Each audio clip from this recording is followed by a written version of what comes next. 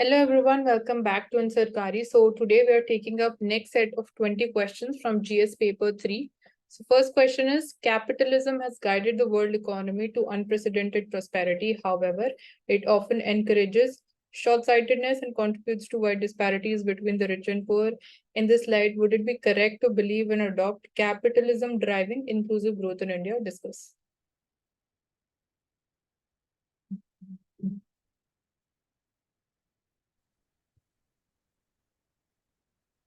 इसमें दो क्वेश्चन है।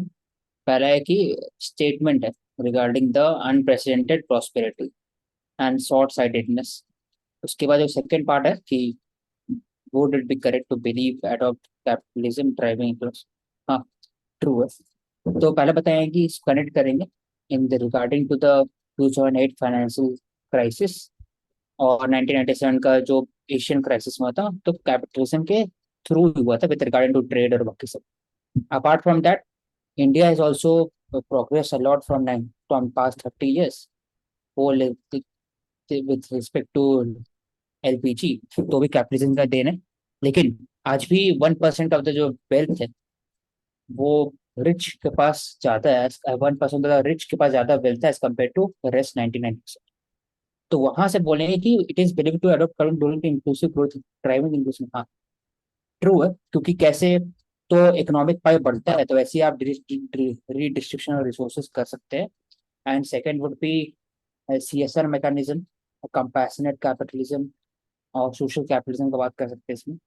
देन सस्टेनेबल जो डेवलपमेंट है उसमें भी हेल्प होता है कैपिटलिज्म का। और फिर स्टार्टअप में हेल्प करते हैं, और फिर PLI हो गया, उसको लेकर के आप इंक्लूसिव ग्रोथ से जोड़ते हैं। इसमें क्योंकि basically बात कर बोला कि सकते हैं बिलीव एंड अडॉप्ट, पॉजिटिव वाला है अडॉप्ट कर ही तो सकते हैं। आप ले आए, पर नेगेटिव भी थोड़ा बहुत लिखेंगे कि कैसे उसकी वजह से अगेन एक स्टार्टिंग में नेगेटिव लिखेंगे हो रही है। हाँ, कि जो ये लिखा है ना स्टार्टिंग स्टेटमेंट में में नेगेटिव नेगेटिव है नहीं लिखेंगे। बेसिकली, तो स्टार्टिंग क्या हुआ। स्टार्टिंग में नेगेटिव क्यों लिखेंगे, मैं कह रही हूँ बाद में लिख सकते हैं टुवर्ड्स द एंड की काउंटर करने के लिए। स्टार्टिंग में तो पॉजिटिव सपोर्ट में ही लिखोगे जो सेंटेंस बोल रहे हैं, लास्ट ऑफ द क्वेश्चन बोल रहा है उसमें मैं बोल रही नहीं, जो हूँ स्टेटमेंट है ना वो कि encourages short sightedness and contributes to wide disparity, starting में बोला था। तो मैं स्टार्टिंग बताऊंगा कि इंडिया इंडिया में ग्रोथ हुआ है, लेकिन साथ में साथ जो 1% ऑफ द वेल्थ है ना, वो भी 1% ऑफ पॉपुलेशन में वेल्थ ज्यादा है फ्रॉम डेस 50%। वहां से connected however there has been areas where we can adopt capitalism in the inclusive growth। कैसे करेंगे, तो ये ये सब एरियाज होते हैं वाइड। एंड में बस रिस्पॉन्सिबल कैपिटलिज्म के बारे में बात कर सकते हो। कंपैसिटी कैपिटल, हाँ वही सोशल। ठीक है, question 2, craze for gold in Indians have led to surge in import of the gold in recent years and put pressure on the balance of payments and external value of rupee. In view of this, examine the merits of the gold monetization scheme. Basically merits के बारे में बात करनी है इसकी।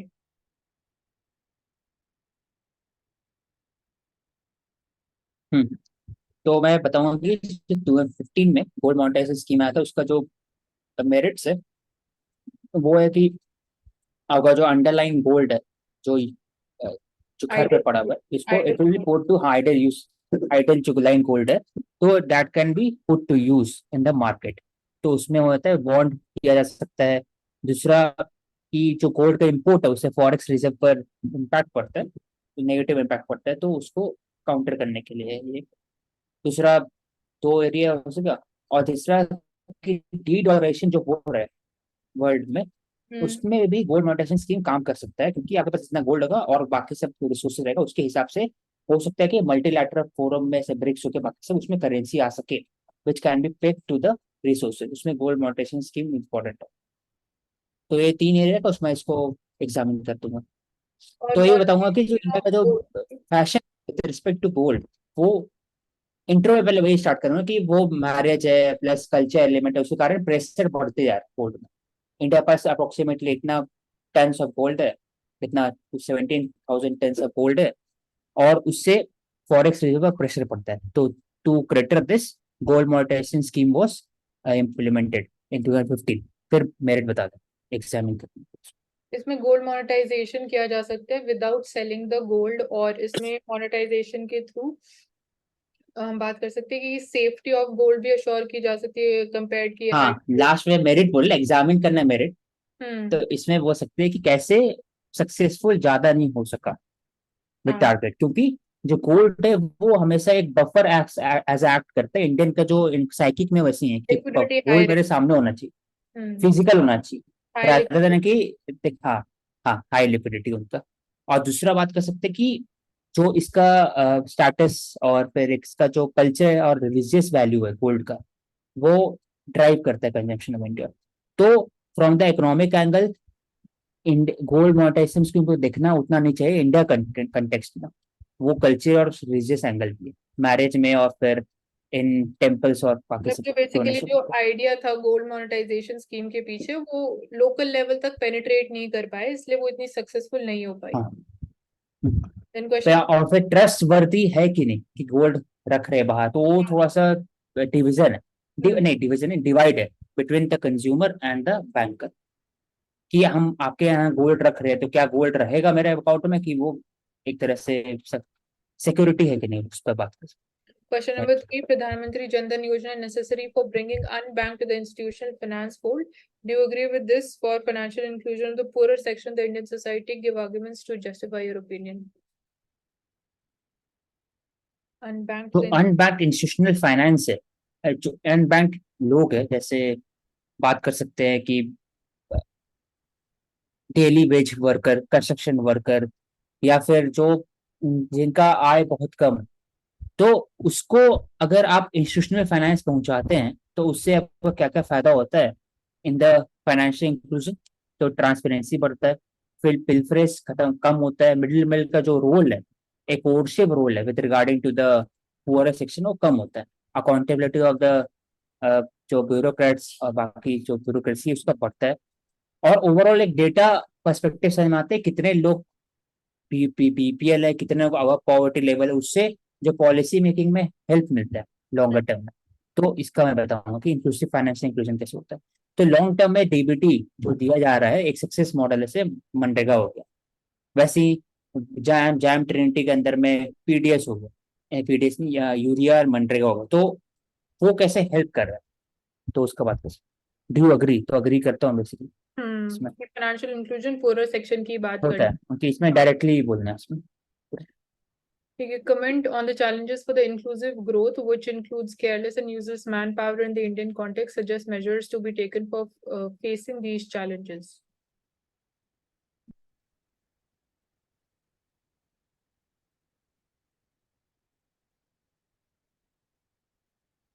Useless manpower and careless manpower in the Indian context. इसमें basically बात करें जो अगेन जॉबलेस ग्रोथ बताया। की बात करें या जो हाँ स्किल हाँ हाँ, एक जो सीजनल एम्प्लॉयमेंट होता है उसमें भी कभी कभी जो मैन पावर है पे out of jobs for 6 month 7 month, जो एग्रीकल्चर सेक्टर के बाद out of job, out of agriculture migration होता है, तो उसका बात करना है यहाँ पर। और दूसरा की जॉबलेस ग्रोथ है, तो दो एरियाज का इसमें बात करें यूजलेस। तो यूजलेस मैन पावर तभी कहलाएगा, मैं ऐसे बोलूंगा, जब उनके पास अक्वायर्ड स्किल नहीं होगा या फिर एक प्रॉपर स्किल नहीं। लेकिन इंडिया में तो चैलेंजेस है, वो है कि इस अ, एक और एक सीजनल हो गया, और एक और एक होता है एम्प्लॉयमेंट, जिसमें ठीक है, याद नहीं आ रहा मुझे स्ट्रक्चरल अनएम्प्लॉयमेंट की बात कर सकते हो। क्या। स्ट्रक्चरल अनएम्प्लॉयमेंट की भी बात कर नहीं, सकते स्ट्रक्चर नहीं होता है, एक और होता है इसमें, इसका जो हो जिसको वैल्यू ऑफ एम्प्लॉयमेंट है ना, वो मतलब कंट्रीब्यूशन कम हो जाता है हर एक स्किल एम्प्लॉयज का। Disguised unemployment. डिसगाइज, हाँ। तो डिसगाइज को अगर खत्म करना है अगर इंडिया में, तो उसको स्किल एम्पावरिंग करना होगा थ्रू अपस्किलिंग और रीस्किलिंग। तो उसमें जो प्रधानमंत्री स्किल डेवलपमेंट योजना है या बाकी सब उसके थ्रू कर सकते हैं, तभी जाके जो चैलेंजेस है वो पूरा हो सकता है।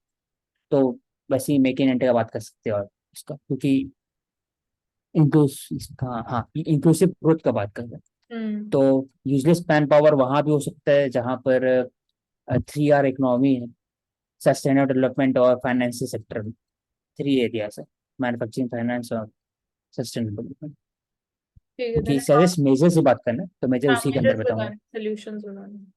2 क्वेश्चन है उसमें। ठीक है, account for the failure of manufacturing sector in achieving the goal of labour intensive exports rather than capital intensive exports, suggest measures for more labour intensive rather than capital intensive exports. दो part है इसमें भी.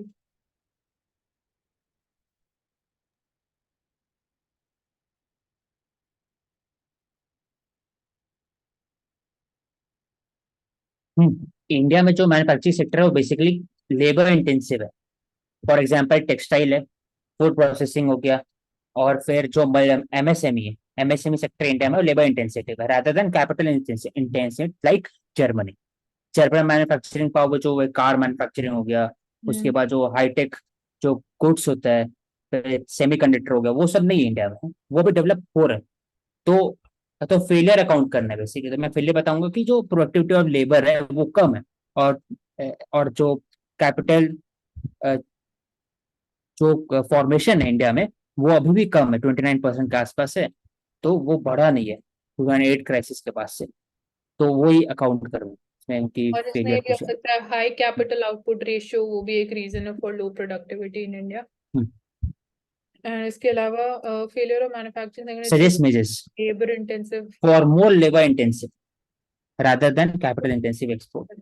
तो labour intensive को अच्छा करने के लिए इसमें बात करना होगा, लेबर प्रोडक्टिविटी में बात करना होगा, और अप स्किलिंग ऑफ लेबर के बात करना होगा इसमें. फिर लेबर इंटेंसिव की बात करें for labour more sector labour, reforms की बात कर सकते हैं. तो इसमें हाँ लेबर सेंटर रिफॉर्म हो गया. और दूसरा कि जो कॉन्ट्रैक्चुअल लेबर्स है उनका हायरिंग और फायरिंग का पॉलिसी लेबर रिफॉर्म है उसी के अंदर आता है. दूसरा होगा कि मेक इन इंडिया और मेड इन इंडिया, तो उस पर जो लेबर है उस पर बात कर सकता हूँ. उसके बाद फिर एमएसएमई में एसएचजी का भी इनफॉर्मल आ सकता है, इनफॉर्मल वन सेक्टर डिस्ट्रिक्ट भी वन है. प्रोडक्ट का आ सकता है, इनफॉर्मल टेक्सटाइल हो गया, सेक्टर का भी जो शेयर है इन्फॉर्मल वो सेक्टर. बहुत ज्यादा बड़ा है. ठीक है. Then among several factors for India's potential growth, savings rate is most effective one. Do you agree? What are the other factors available for growth potential?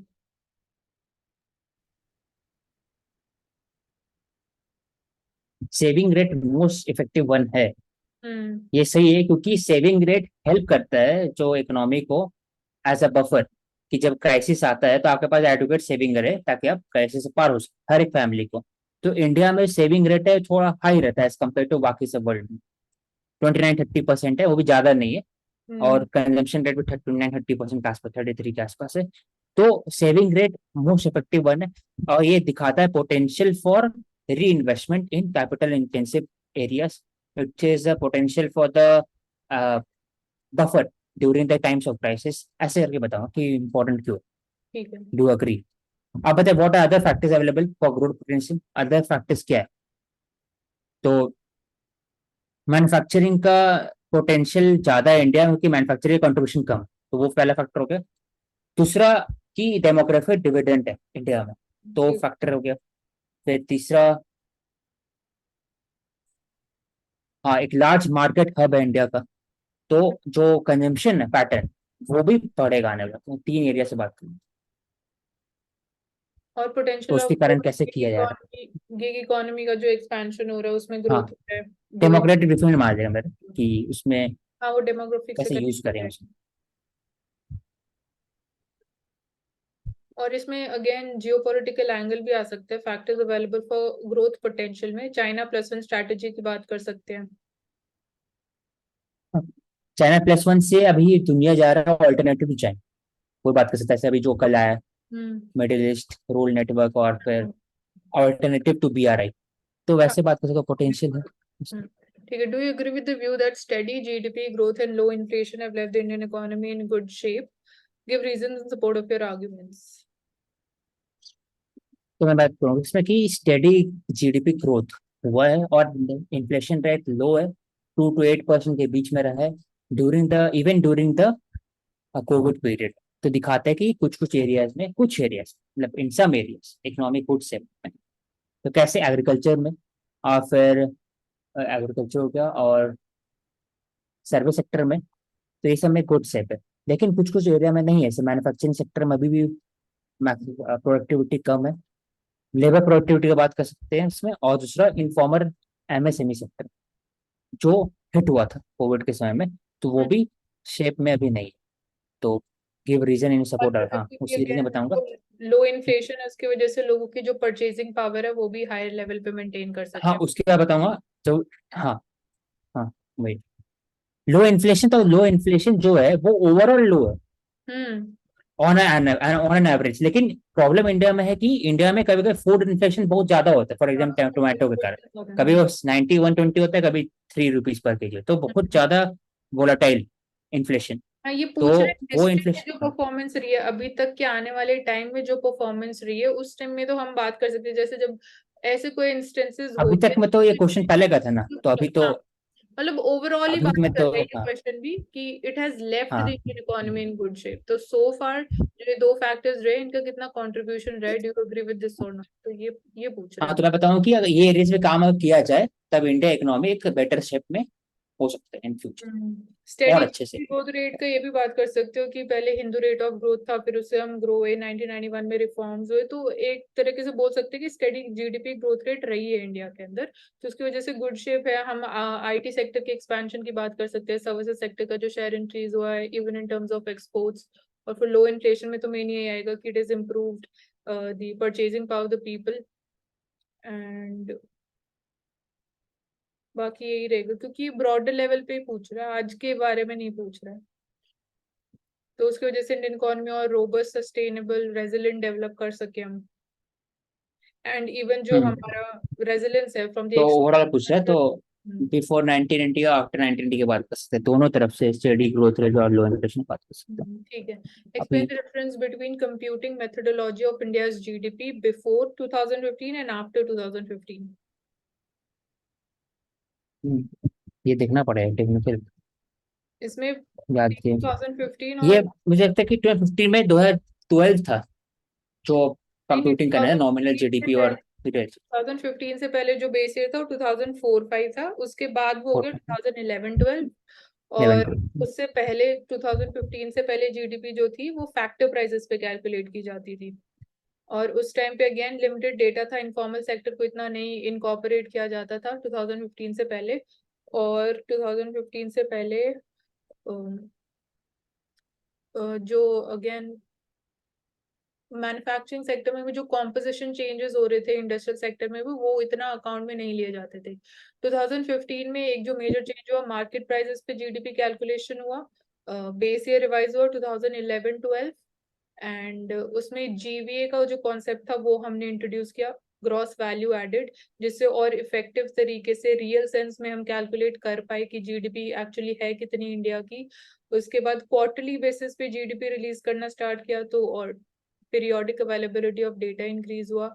Informal sector को भी इनकॉर्पोरेट किया हमने इन terms of forecasting and extrapolating the data for the informal sector की कितनी performance हो सकती है या क्या किस लेवल पे, तो उस चीज को भी इंक्लूड किया गया पोस्ट 2015 में।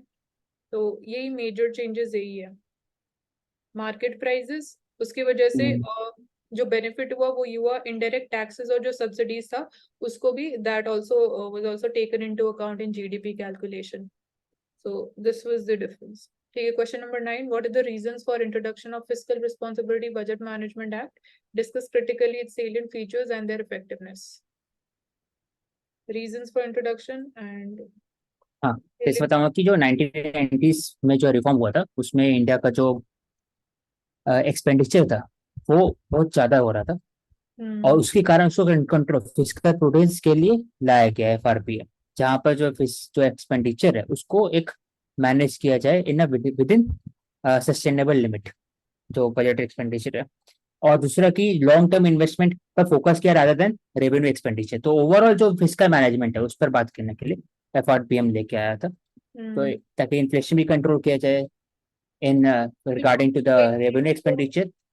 also help करेगा in terms of attracting the investments also, तो ये आगे भी कैसे बेनिफिट कर सकता हाँ है। हाँ हाँ, इन्वेस्टमेंट अट्रैक्शन करने के लिए, तो साइलेंट फीचर और इफेक्टिवनेस, तो इफेक्टिवनेस तो ये साइलेंट फीचर होते हैं उसे एक्सप्लेन कर देंगे दो लाइन पे, लेकिन इफेक्टिवनेस कैसा है, तो मैं बात करूंगा कि इफेक्टिवनेस जो टारगेट किया गया था वो अभी तक पूरा नहीं हो पाया, क्योंकि उसे बहुत चैलेंजेस मिला, 2008 में चैलेंजेस मिला, फिर कोविड के समय में चैलेंजेस मिला, और जनरल जो इंडिया का जो डेमोग्राफिक डिविडेंड और खर्चा जो इंडिया एक्सपेंड करता है with respect to the distribution of resources और रिडिस्ट्रीब्यूशन ऑफ रिसोर्सेज, तो उसमें ज्यादा हो जाता है, तो 3 जो परसेंट है 3.1%, जो फिजिकल डेफिसिट है उसको हमेशा पार कर लेता है, जो अभी हाल कोविड के बाद में भी 5.6 पॉइंट तक रहा था।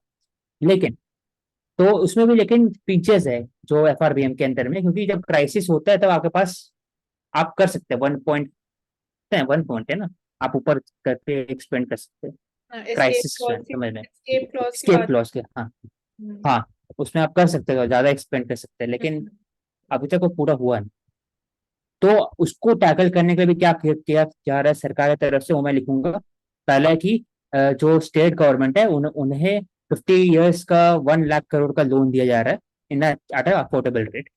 और दूसरा कि more focus is there on capital investment rather than revenue expenditure, और रैशनलाइजेशन ऑफ द स्कीम्स और धीरे धीरे, जैसे पिछले साल मनरेगा में कम अलॉटमेंट हुआ था, बाकी सब में। हम्म, तो उसके कारण एफआरपी हम लोग टारगेट कर सकते हैं लॉन्ग टर्म में रीच करने।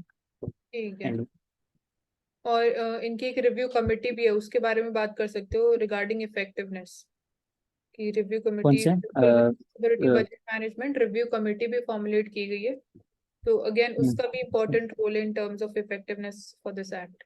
ठीक है। Public expenditure management is a challenge to the government of India in the context of budget making during post liberalisation period, clarify it.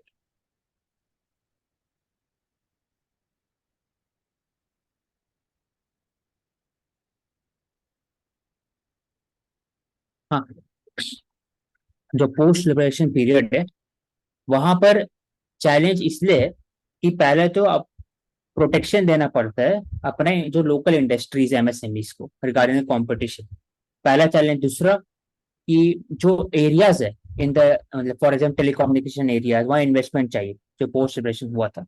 हम्म, फिर डिफेंस और बाकी से सबको रैशनलाइजेशन करना पड़ता है regarding the competition the against the outside companies, तो उसका बात कर सकता हूँ इसमें। तीसरा कि अगर आप, इसमें बात कर सकते हैं ना, इंडियन हाँ इकोनॉमी वाज हाँ, ओपनड अप। ऑफसेट सब्सिडीज की बात कर सकते हैं, हाँ बोलिए। मैं कह रही हूँ Indian economy was opened up after these reforms, तो 1991 रिफॉर्म्स। तो अगेन हाँ ग्लोबल उसी बात। इकोनॉमी जब हम ओपन अप हुए तो जो कॉम्पिटिटिवनेस से डील करने के लिए डोमेस्टिक इंडस्ट्रीज पे इतना इम्पैक्ट ना आए, तो वो भी एक चैलेंज था।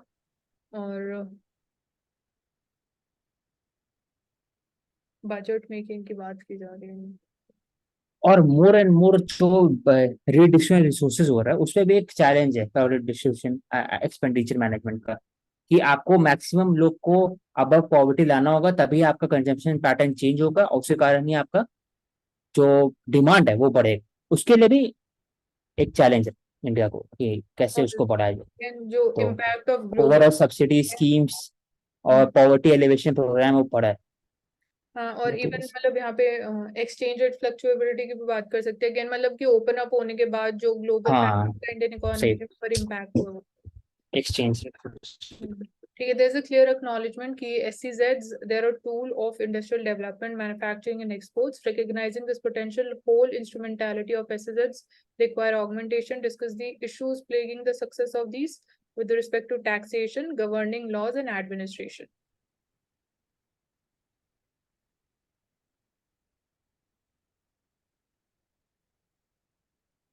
पहला वाला इसमें सिर्फ और सिर्फ स्टेटमेंट है, सेकंड में इश्यूज, इश्यूज बात करना है। तो मैं बताऊंगा SEZ है जो इंडिया में से कॉरिडोर बनाया जा रहा है, आंध्र प्रदेश विजयवाड़ा और फिर Delhi Mumbai economic zone corridor, ये सब तो कैसे हेल्प करेगा इंडिया का एज अ मैन्युफैक्चरिंग हब बना।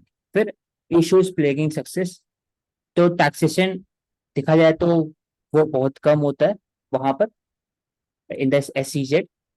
मोर फोकस किया जाता है रिगार्डिंग द बेनिफिट, और जो स्कीम से है PLI हो गया, फिर SEZ पॉलिसी हो गया, SPV हो गया, स्पेशल पर्पज व्हीकल हो गया। लेकिन जो इश्यूज है टैक्सेशन का, वो डबल टैक्सेशन का इशू है। तो वो, डबल और टैक्सेशन दूसरा है कि होगा, डबल टैक्सेशन ऐसे कोई अवॉइडेंस बाकी कंट्रीज के साथ, साइन कर रखा है ना, DTA, तो India is signatory to that, तो उसमें तो इशू नहीं है डबल टैक्सेशन का। मतलब बाकी कंट्रीज से नहीं इशू, मतलब SEZ में जो भी अप्लाई करते हो। हाँ, मतलब कि जो double taxation avoidance agreement sign कर रखा है उसकी वजह से इशू अब नहीं है, पहले था। हाँ, हम्म। ओ ठीक है। तो इसका बात करते, तो फिर टैक्सेशन टैक्सेशन में बात कर सकते हैं कि GST में जो स्लैब्स है वो डिफरेंट है, और कस्टम ड्यूटी है या एक्साइज ड्यूटी का बात कर सकते हैं उसमें। हाँ, कस्टम्स और फिर ड्यूटी। गवर्निंग लॉ में गवर्नर में फिर जो ये लैंड एक्विजिशन पॉलिसीज इंडिया का वो Acquisition. थोड़ा स्लो हो। हाँ।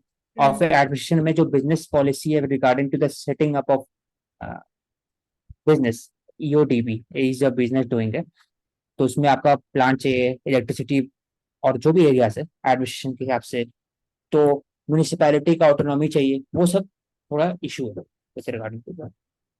तो वही ठीक है. Other What are smart cities? Examine their relevance for urban development in India. Will it increase rural-urban differences? Give arguments for smart villages in the light of Pura and Rural-Urban Mission. Smart cities में amenities होता है for all, उसमें sustainability का बात होता है, better एनिमिटी sustainability, और एक बेटर आपका लाइफ रहता है with regarding to the Right. हाँ, वैसे मतलब बेटर लिबिलिटी इंडेक्स, तो वो तीन एरियाज हो गए स्मार्ट सिटी में, एमिनिटीज हो गया, सस्टेनेबिलिटी हो गया और लिबिलिटी, ऐसे अहमदाबाद हो गया, बाकी सब। ठीक. अच्छा, तो उस रेलेवेंस क्या है इंडिया में? तो रेलेवेंस ये है कि आपका will it increase rural urban differences? मैं बात करूँ it will decrease the rural urban difference. क्यों रेलेवेंस इसलिए है उसका, क्योंकि वो आउट ऑफ जो माइग्रेशन होता है, स्लम रीडेवलपमेंट का बात करेंगे, तो फिर उससे एक अच्छा सैनिटेशन और वेलफेयर प्रोग्राम हो सकता है। उसके बाद फिर स्मार्ट सिटी में स्मार्ट विलेजेस का बात होता है, जिसमें आपका जो आउट ऑफ जो विलेज माइग्रेशन है वो भी कम होगा इसमें।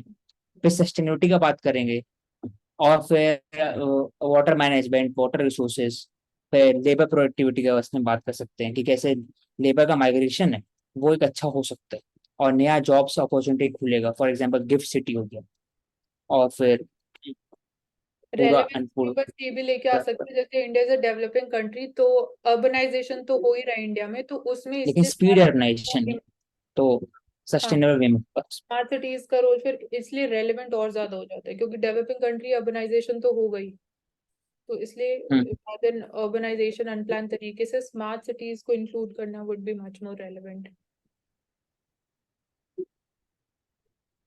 ठीक है. Question number 13. With growing energy needs, should India keep on expanding its nuclear energy program? Discuss the facts and fears associated with the nuclear energy. अभी इंडिया के पास 7.2 या 8 के आसपास gigawatt of nuclear power energy है।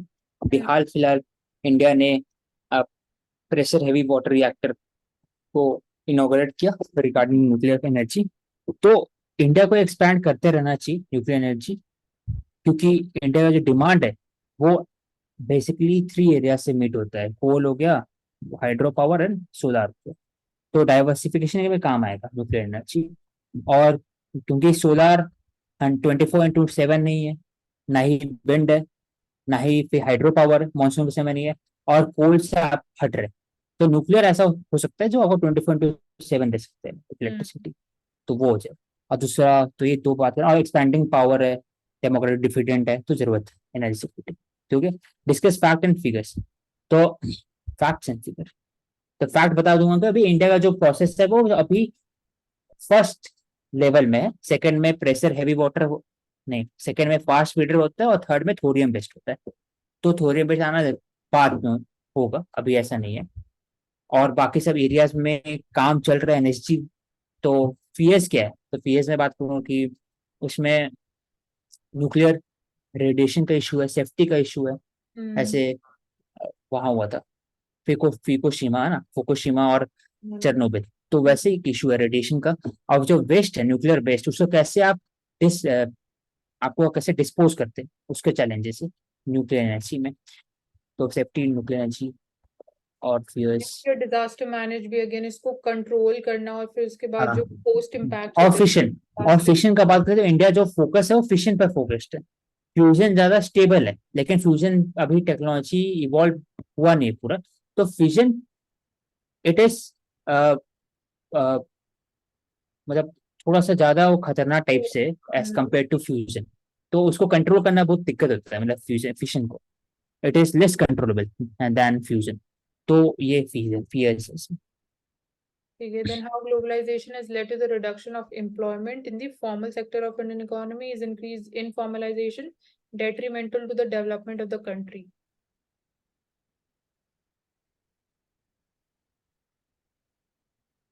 Globalisation से reduction कैसे हुआ formal sector में। हम्म तो ग्लोबलाइजेशन से बात कर सकता हूँ कि उसमें पहली बात है कि जो रूरल अर्बन माइग्रेशन हुआ ग्लोबलाइजेशन में, तो फॉर द बेटर प्रॉस्पेरिटी, तो वहां पर जो अर्बन एरियाज में जो कंस्ट्रक्शन के स्टार्ट हुआ, तो वहाँ कंस्ट्रक्शन वर्कर ज्यादा हुआ, तो informal sector construction contract basis पे कंस्ट्रक्शन एरियाज, तो वो बढ़ा। फिर दूसरा एग्रीकल्चर में फेमिनाइजेशन ऑफ एग्रीकल्चर हुआ ग्लोबलाइजेशन का, क्योंकि आउट ऑफ मेल का आउट ऑफ एग्रीकल्चर माइग्रेशन हुआ, तो उसमें भी इनफॉर्मल सेक्टर एरियाज हुआ, फॉर्मल सेक्टर कम हुआ, मैन्युफैक्चरिंग में फोकस कम रहा, तो एमएसएमई सेक्टर बढ़ा विद रिगार्डिंग टू, इसी कारण फॉर्मल सेक्टर का और ये भी बात कर एम्प्लॉयमेंट सकते हैं कि इंडिया रिडक्शन तो हुआ। पॉपुलेशन बढ़ा इंडिया का, तो हाँ सरप्लस मेजॉरली इन द लेबर है, तो इनफॉर्मल जो लेबर की बार्गेनिंग पावर है वो भी कम थी, तो इसलिए उसको भी कहीं ना कहीं कम। ग्लोबलाइजेशन के थ्रू ही मिसयूज ही हुआ है एक तरीके से। सो उसकी वजह से भी इनफॉर्मलाइजेशन इंक्रीज हुई, कॉन्ट्रैक्चुअलाइजेशन इंक्रीज हुई। अब बात कर सकते हैं कि गिग इकोनॉमी कॉन्ट्रैक्शन। इंक्रीज हो रही है, तो वो भी एक तरीके से इनफॉर्मल ही है, या बात कर सकते हैं कॉन्ट्रैक्चुअलाइजेशन बेस्ड पे ही है। और ठीक है ये ना। फिर लिखा हुआ है कि इस इंक्रीज इंफॉर्मेशन डेट्रीमेंट है, तो मैं बात करूँ कि डेट्रीमेंट है।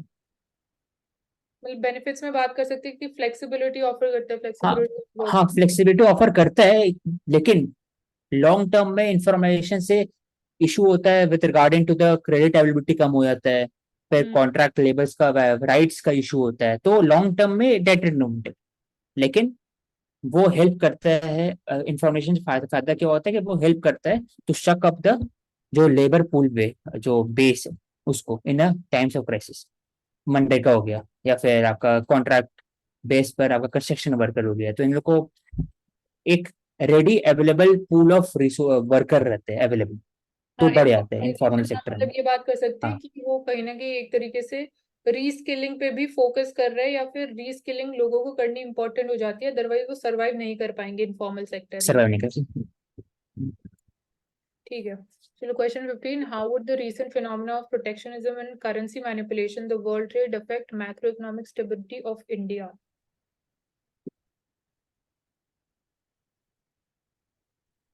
तो ये बताऊंगा किसमें कि इंडिया चाइना और यूएस का जो ट्रेड वॉर है, और साथ ही साथ प्रोटेक्शनिज्म है, यूरोपियन यूनियन में protection against the developing countries, वो हम्म अफेक्ट करता है माइक्रो इकोनॉमिक स्टेबिलिटी। कैसे? अब करूंगा कि इंडिया का जो फॉरेक्स जो एक्सपोर्ट है with regarding to IT sector और बाकी समय, उस पर भी एक इश्यू आता है। दूसरा, उसमें एक्सप्लेन करूंगा। दूसरा, जो करेंसी मैन दूसरा जो इंडिया फॉरेक्स रिजर्व है, वो भी घटता है with respect to the currency manipulation. Hmm उससे इन्फ्लेशन बढ़ता है इंडिया में, और जॉब का क्राइसिस बीच में आता है, वो एक एरियाज है। और फिर करंट अकाउंट डेफिसिट की बात कर सकते हो, वो भी इंक्रीज करंट हो, अकाउंट डेफिसिट आता है। डेप्रिसिएशन की हाँ, वजह से इम्पोर्ट्स एक्सपेंसिव हो जाते हैं। और एक्सपोर्ट इम्पोर्ट, हाँ एक्सपेंसिव और होता है। प्रोटेक्शनिज्म और अगेन फिर एक्सपोर्ट डाइवर्सिफिकेशन पे भी फोकस करना इम्पोर्टेंट है, क्योंकि वो कहीं ना फिर जो एक्सपोर्ट्स है वो अनकॉम्पिटिटिव हो जाते हैं, इनकॉम्पिटिटिव हो जाते हैं बिकॉज ऑफ प्रोटेक्शनिस्ट पॉलिसीज। हाँ, वो है ना। ठीक है, Sikkim is the first organic state in India, what are the ecological and economical benefits of organic state. Ecological बता सकते हैं कि सॉइल फर्टिलिटी बढ़ता है, ऑर्गेनिक बायो एलिमेंट्स है सॉइल के अंदर में, सॉइल ऑर्गेनिक कंपाउंड उसका एक अच्छा तरीके से ग्रोथ होता है।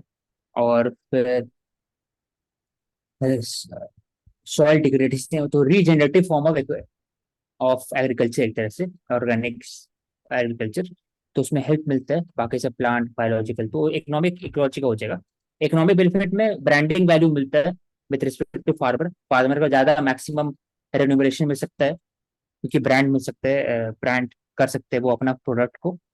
दूसरा, इकोनॉमिक बेनिफिट कि इसमें में खर्चा एक्सपोर्ट। कम है विद रिस्पेक्ट टू यूरिया है सब, तो वो एक्सपोर्ट करने का चांसेस ज्यादा रहता है इसमें, हम्म ऑर्गेनिक स्टेट।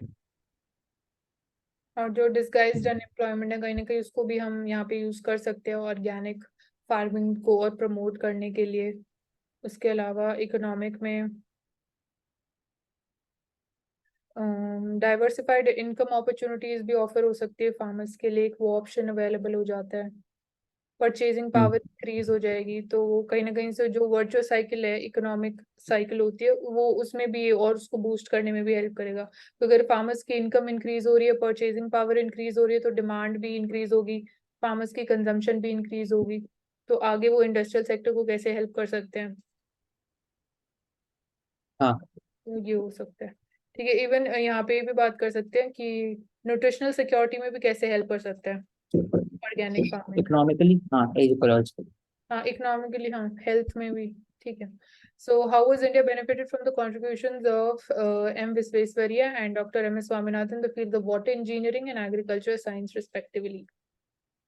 तो एम विश्वेश्वरैया है, वो हेल्प किए थे वाटर इंजीनियरिंग में, डैम डैम के एरियाज में, और बाकी फिर स्मॉल स्मॉल डैम सेक्टर में समय इन्वेस्टमेंट किए थे। वो इन्वेस्टमेंट वो पता है कैसे करना चाहिए इरिगेशन, मतलब कि जो डैम है वो लार्ज डैम नहीं होना चाहिए, छोटा डैम होना चाहिए, चेक डैम हो गया या बाकी फिर स्ट्रेटिफाइड डैम मैकेनिज्म, वो हेल्प किए थे वाटर इंजीनियरिंग, उसी का एक्सप्लेन कर देंगे।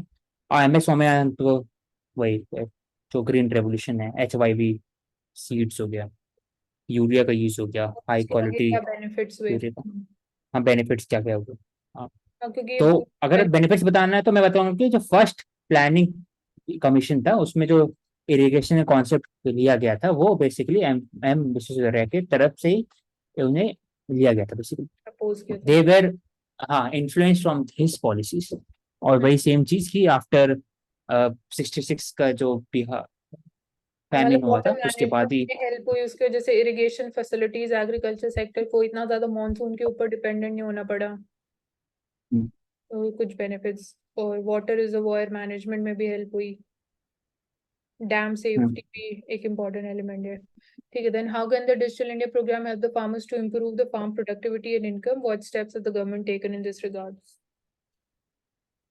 Help in farm productive income, तो डिजिटल इंडिया में फसल बीमा योजना है पहला, वो इंश्योरेंस देता है एक तरह से, ताकि फिर आपका जो भी प्रोडक्शन लॉस होता है उसको भरपाई कर सके। They are well remunerated in case of any loss during the calamity, तो वो हो जाएगा फार्म प्रोडक्टिव। दूसरा कि यूरिया, प्रधानमंत्री वन यूरिया जो कॉन्सेप्ट है, तो उसमें हेल्प कर सकते हैं इसमें डिजिटल इंडिया में। फिर कॉमन सर्विस सेंटर में आप, किसान विज्ञान केंद्र है, उसमें आप जान सकते हैं नए नए टेक्नोलॉजी के बारे में कैसे आप अप्लाई कर सकते हो, तो वो आ जाएगा।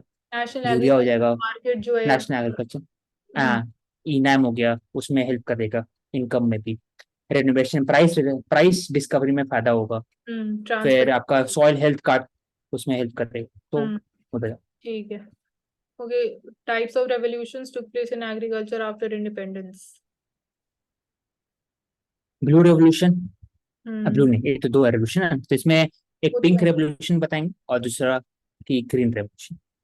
ब्लू और रेवोल्यूशन तो आएगा। कैसे पॉवर्टी एलिवेशन, और मिल्क से। एग्रीकल्चर एग्रीकल्चर फिशरी, फिशरी, हाँ मिल्क, व्हाइट रेवोल्यूशन हो गया, और फिर pink revolution and blue revolution